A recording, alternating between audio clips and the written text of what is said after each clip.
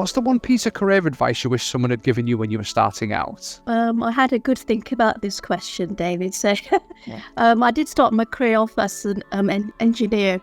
And one piece of feedback I got from the technical manager at the time was that I'm very good at getting things done, like very task orientated. And then I started to dwell on that feedback, because it was kind of to imply that I was missing something. Yeah. That's how I was taking it.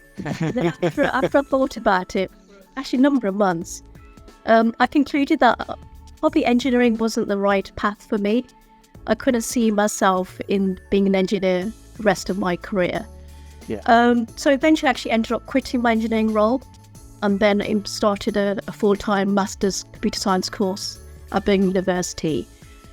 And I think I guess the main point is that wherever you start, you don't have to stay on the same path. And when I think back about it, my third year of my university course, I did chemical engineering. Was actually, I spent a year in the ICI up north. And even then, after that 12-month stint I was kind of a bit, no, I don't think this is the right career for me. So I had sort of my thoughts then. But then what I should have done, I think, spoke to my supervisor when I returned back to my fourth year and be able to discuss what my options were. But it's always like, oh, I could have done this, but there's so many transferable skills as an engineer.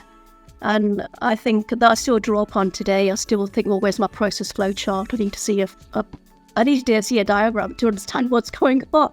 Yeah. So yeah, all I would say is don't always be afraid. Be brave. Take that step. If you're not happy where you are, be open-minded, be brave, and take the leap.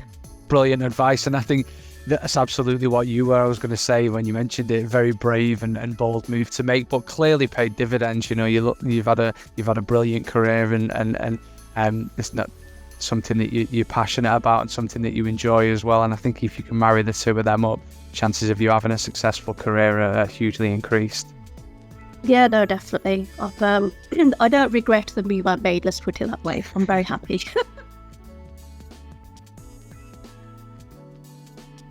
Can you share a pivotal moment in your career journey that made a significant impact? I think the turning point really came to me. So I've been quite lucky. I've had some very supportive line managers.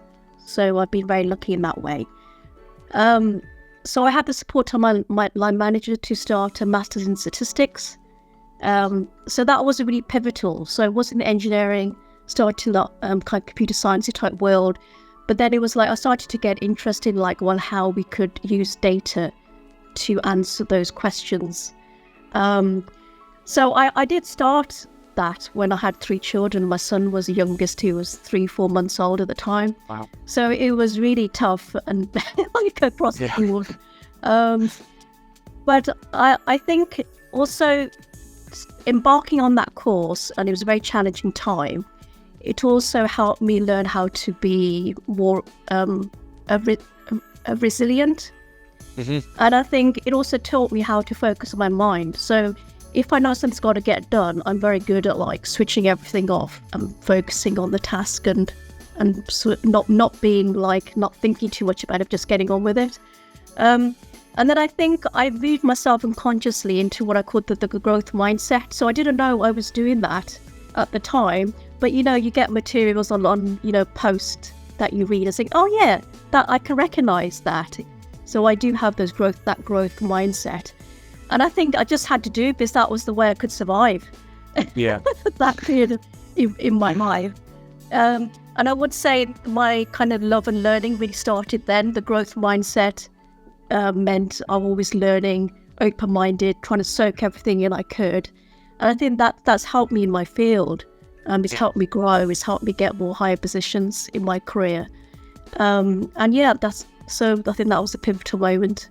You clearly follow your philosophy and answers from question one. You're very brave to take on something like that, especially with relatively I know, I was child lucky. in the life. I had a very supportive family. I know not everybody has the benefit of that, so I do also I'm grateful for the support I had during that time.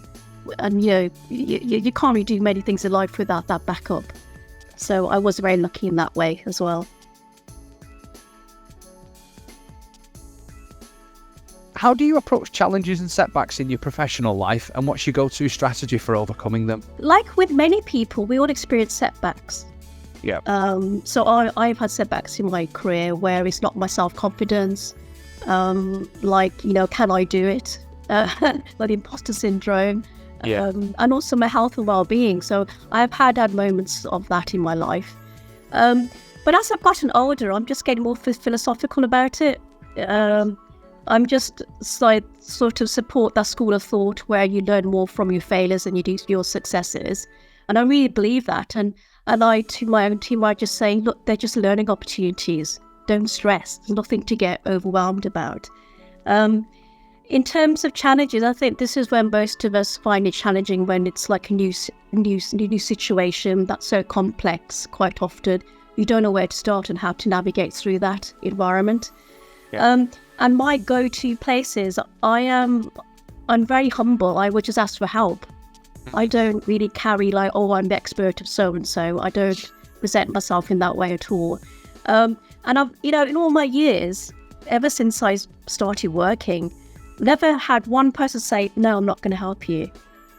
So I think human beings are quite they want to help. So have faith in that they will help and support you through difficult times. Then just expanding on the philosophical approach. So as I've got older, so it's important to me that my career doesn't define who I am. It's something I enjoy. I'm really passionate about learning about my field, get to know more about the data landscape. But focus on you. So if you nurture you and you grow you, then I really think that the rest will follow in time. Might take longer, might take a shorter space of time, longer space of time, but it will happen. Yeah. So yeah, that's my take on this.